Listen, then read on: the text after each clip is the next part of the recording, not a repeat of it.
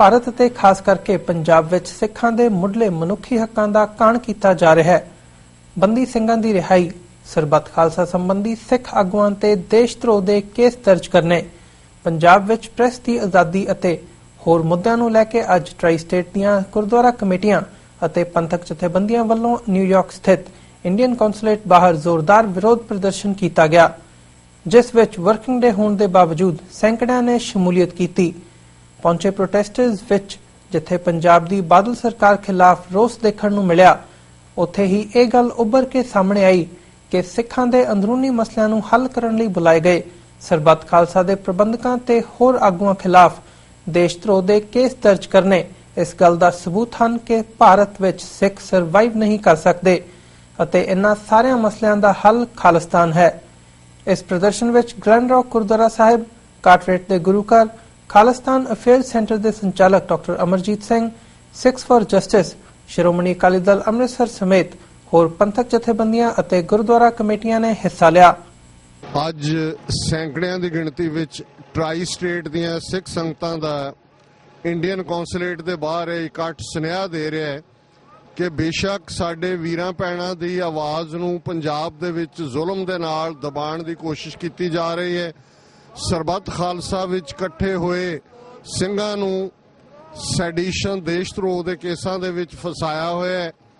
ਉਹ ਸਿੱਖ ਰਾਜਸੀ ਕੈਦੀ ਜਿਹੜੇ ਆਪਣੀਆਂ ਸੈਂਟੈਂਸਿਸ ਪੂਰੀਆਂ ਕਰ ਚੁੱਕੇ ਨੇ, ਉਹਨਾਂ ਨੂੰ ਅਜੇ ਵੀ ਜੇਲ੍ਹਾਂ ਦੇ ਵਿੱਚ ਡੱਕਿਆ ਹੋਇਆ ਹੈ। ਔਰ ਇਹ ਸਾਰੇ ਮੁੱਦੇ ਔਰ ਖਾਸ ਤੌਰ ਤੇ ਜਿਹੜਾ ਰਾਈਟ ਆਫ ਸੈਲਫ ਡਿਟਰਮੀਨੇਸ਼ਨ ਦੀ ਗੱਲ ਹੈ, ਸਿੱਖਾਂ ਦੇ ਸਵੈ ਨਿਰਣੇ ਦਾ ਹੱਕ, ਆਜ਼ਾਦੀ ਦਾ ਹੱਕ, ਕਿਉਂਕਿ ਠੀਕ 67 ਸਾਲ ਪਹਿਲਾਂ 50 ਦੇਸ਼ਾਂ ਦੇ ਨੁਮਾਇੰਦਿਆਂ ਨੇ ਸੈਨ ਫਰਾਂਸਿਸਕੋ 'ਚ ਇਕੱਠੇ ਹੋ ਕੇ ਜਿਹੜਾ basic charter of human rights ਦਿੱਤਾ ਸੀ, ਉਸ ਦੇ ਵਿੱਚ ਮੁੱਢਲੀਆਂ ਆਜ਼ਾਦੀਆਂ ਗਰੰਟੀ ਕੀਤੀਆਂ ਹੋਈਆਂ ਨੇ। ਉਹ ਧਾਰਮਿਕ ਆਜ਼ਾਦੀ ਹੋਏ, ਕਿਤੇ ਵੀ ਜਾ ਕੇ ਵਿਚਰ ਸਕਣ ਦੀ ਆਜ਼ਾਦੀ ਔਰ ਆਪਣੀ ਕਿਸਮਤ ਆਪ ਘੜਨ ਦਾ ਹੱਕ। ਭਾਰਤ ਬੇਸ਼ੱਕ ਉਹ ਸਿਗਨੇਟਰੀ ਹੈ ਇਸ ਚਾਰਟਰ ਆਫ ਹਿਊਮਨ ਰਾਈਟਸ ਦਾ, ਪਰ ਇਹਦੇ ਬਾਵਜੂਦ ਜਿਵੇਂ ਸਿੱਖਾਂ ਦੇ ਨਾਲ ਪਿਛਲੇ 31 ਸਾਲ ਤੋਂ ਇੱਕ ਤੋਂ ਬਾਅਦ ਇੱਕ ਨਸਲਕੁਸ਼ੀ ਦਾ ਵਰਤਾਰਾ ਕੀਤਾ ਗਿਆ ਹੈ ਔਰ ਅੱਜ ਵੀ ਸਾਡੀਆਂ ਮੁੱਢਲੀਆਂ ਆਜ਼ਾਦੀਆਂ ਬਹਾਲ ਨਹੀਂ ਕੀਤੀਆਂ ਗਈਆਂ। ਭਾਰਤੀ ਸੰਵਿਧਾਨ ਦਾ ਆਰਟੀਕਲ 25(b) ਸਿੱਖਾਂ ਨੂੰ ਹਿੰਦੂ ਐਲਾਨਦਾ ਹੈ। ਪੰਜਾਬ ਦਾ ਆਪਣੇ ਪਾਣੀਆਂ ਤੇ ਹੱਕ, ਆਪਣੇ ਪੰਜਾਬੀ ਬੋਲਦੇ ਇਲਾਕਿਆਂ ਤੇ ਹੱਕ ਔਰ ਰਾਈਟ ਆਫ ਸੈਲਫ ਡਿਟਰਮੀਨੇਸ਼ਨ ਦੇ ਥੱਲੇ ਜਿਹੜੀ ਸਪਿਰਿਟ 29 ਅਪ੍ਰੈਲ 1986 ਨੂੰ ਖਾਲਿਸਤਾਨ ਦੇ ਐਲਾਨਨਾਮੇ ਨਾਲ ਸਪਸ਼ਟ ਨਿਸ਼ਾਨਾ ਮਿੱਥਿਆ ਗਿਆ ਹੈ। ਕੌਮ ਦਾ ਇਹ ਰਿਜ਼ੋਲਵ ਔਰ ਅੱਜ ਦਾ ਇਹ ਇਕੱਠ ਇਹ ਮੈਸੇਜ ਦੇ ਰਿਹਾ ਕਿ ਸਿੱਖ ਆਪਣੇ ਨਿਸ਼ਾਨੇ ਖਾਲਿਸਤਾਨ ਪ੍ਰਤੀ ਦ੍ਰਿੜ ਨੇ।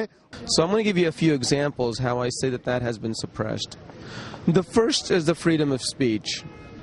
As you may well be aware, or some of you may not be aware, the Sikhs just had a Sarbat Khalsa in November 2015. So we're talking about a very recent event.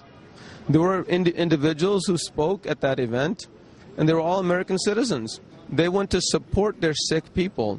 The Sikh Brethren had a gathering of more than 200,000 people in a place called Amritsar, Punjab, India. ਅਸੀਂ ਹਿੰਦੁਸਤਾਨ ਦੀ ਸਰਕਾਰ ਨੂੰ ਇਹ ਸੁਨੇਹਾ ਦੇਣਾ ਚਾਹੁੰਦੇ ਹਾਂ ਕਿ ਤੁਸੀਂ ਦੁਨੀਆ ਦੇ ਵਿੱਚ ਜੇ ਐਜ਼ ਏ ਕੰਟਰੀ ਐਗਜ਼ਿਸਟ ਕਰਨਾ ਆ ਤਾਂ ਤੁਹਾਨੂੰ ਜਿਹੜੀਆਂ ਉੱਥੋਂ ਦੀਆਂ ਮਾਈਨੋਰਿਟੀਜ਼ ਨੇ, ਸਿੱਖ ਨੇ, ਕ੍ਰਿਸਚੀਅਨ ਨੇ, ਦਲਿਤ ਨੇ, ਮੁਸਲਮਾਨ ਨੇ, ਈਵਨ ਜਿਹੜੇ ਗਰੀਬ ਹਿੰਦੂ ਨੇ, ਉਹਨਾਂ ਸਾਰਿਆਂ ਦੇ ਜਿਹੜੇ ਹਿਊਮਨ ਰਾਈਟਸ ਨੇ ਉਹਨਾਂ ਨੂੰ ਪ੍ਰੋਟੈਕਟ ਕਰਨਾ ਪੈਣਾ ਆ।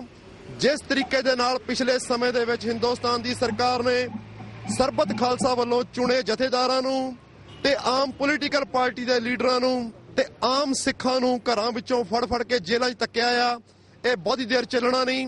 ਅਸੀਂ ਸੁਨੇਹਾ ਦੇਣਾ ਚਾਹੁੰਦੇ ਹਾਂ ਕਿ ਸਾਡੇ ਹਵਾਰਿਆਂ ਨੂੰ, ਸਾਡੇ ਰਾਜੋਂ ਵਾਲਿਆਂ ਨੂੰ ਤੇ ਸਾਡੇ ਦਵਿੰਦਰਪਾਲ ਭੁੱਲਰ ਨੂੰ ਤੁਸੀਂ ਬਹੁਤੀ ਦੇਰ ਜੇਲ੍ਹਾਂ 'ਚ ਰੱਖ ਸਕਦੇ। ਸਿੱਖ ਕੌਮ ਜਾਗ ਚੁੱਕੀ ਆ।